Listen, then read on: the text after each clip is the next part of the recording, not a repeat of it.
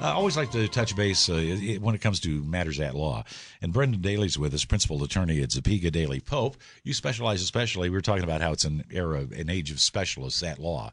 And I guess your specialty is what, elder law? Yeah, it's elder law and estate planning, Ray.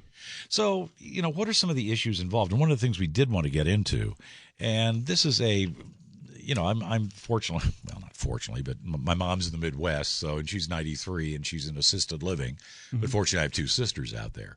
But a lot of times you want to do it if you have an older parent and you want to take care of them. Because, if they took care of me, I'll take care of you, quid pro quo. What are some of the issues that people should be thinking about when it comes to that? Sure. The adult caregiver children is something that I see quite a bit. And most people that I see are doing it out of love because it's the parent. They're there full-time caring for them. And they come in to see me, and they've a lot of times quit their job. Yeah.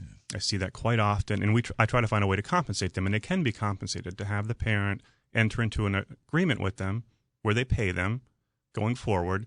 And in some situations, if they haven't done that, and the child has been there for a couple of years providing care, well, sometimes we can transfer the home to them. So there are ways to tie in really good caregiving by the child with asset protection planning. Now, if you transferred, you and I were talking about this off the air just a moment ago, but about 10 years ago, the law was changed. Right. And so now when you go, for example, into a true, honest-to-God nursing home, there's a look back of 5 years. So what used to happen, I guess, years ago was, mom would transfer all the home and all the assets over to the kids, mm-hmm. But if you have not done it 5 years prior, then it's also, I guess, Medicaid is an issue there, isn't it? Is that part of it? Correct. So Medicaid's Title 19 is the same thing. If you transfer assets within the 5-year look-back period, then eligibility for either nursing home or Medicaid pays for home care as well under the Connecticut Home Care Program. In both instances, there can be a disqualification period, but this situation where there's a caregiver child and they've been providing care for 2 years, there's a way to avoid that penalty that could otherwise be assessed. So could you put, for example, the home in a trust somehow and the kid would get money out of that? Well, no, it would be an outright transfer to the child normally, yeah. Okay. And, of course, some other things, it is emotionally draining. I mean, it is, yeah. And being a parent is emotionally draining. Being the son of an elder parent can be emotionally draining. Absolutely. What are some things that you've seen happen in your practice? Okay, let's imagine that I hope to God it doesn't happen, but God bless you if you do. If you do have a parent that's getting up there and may be requiring you just can't leave them alone anymore. You got to be there. What are some things that you, as the caregiver, should think about?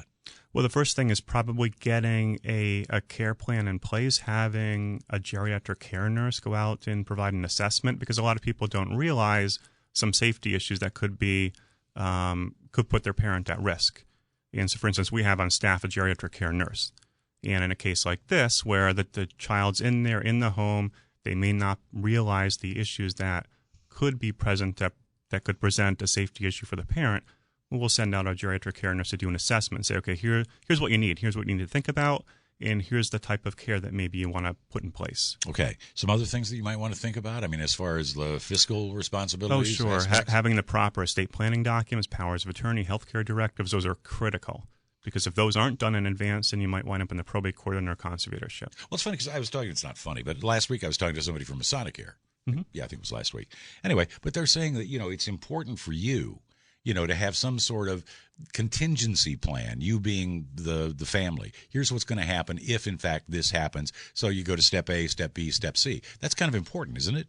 Oh, it's critical. And getting the right people lined up, the right advisors, the right people to turn to help you, whether it's for finances, for taxes, for estate planning. You've got to have the right team in place. And even for the medical aspect of it all, in other words, no heroic measures, perhaps, hey, if I go, and that's the way it goes, right?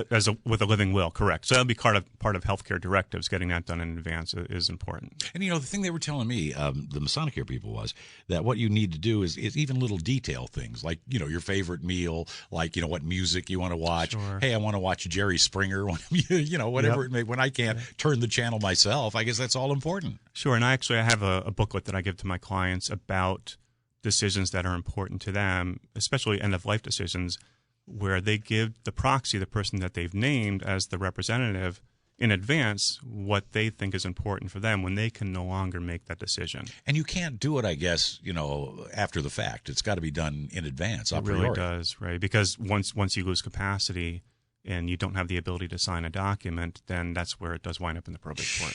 Which you don't want. No. You don't want. There are not many happy endings in probate court. Well, I mean, there could be. But yeah, if you can have a private agreement to accomplish that, that's always better. All right, Brent, if people want to get in touch with you, please, was there a number? Sure. Topeka Daily Pope? Sure, 860-236-7673 or ctseniorlaw.com on the web.